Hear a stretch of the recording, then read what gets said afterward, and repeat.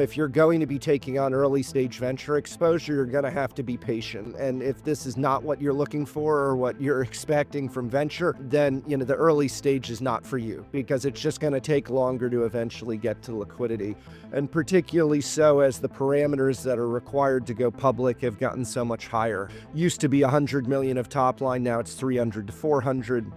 With a clear view to profitability, if not profitability, and with growth rates that are still 30 to 50%. As a seed manager, when you're involved with companies at the very beginning, the last thing we want you to be is passive and non-helpful to the founders that you're working with. You have to find ways to introduce customers, beta customers, be helpful in recruitment, find ways to bridge some of these companies to great follow-on investors.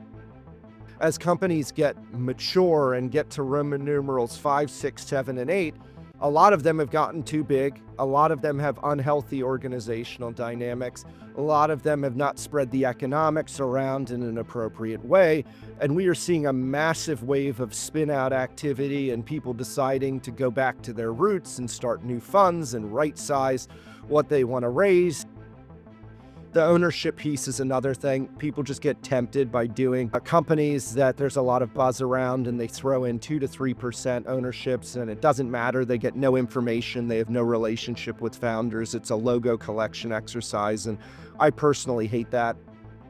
It's not that there's a liquidity crunch. It's that companies are staying private longer, and people need to think about whether they're going to generate DPI or not, and whether their LPs require that, and how that fits into their pacing models and their desire to do new funds.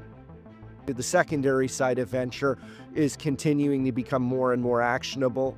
We are highly involved in that segment, and you can do creative solutions, whether it's sales of partial positions, strip sales, continuation vehicles, to generate liquidity that way. Because making LPs wait 10 to 12 years to get any capital back, through a traditional kind of route or mechanism is not healthy for the industry and is not self-sustaining.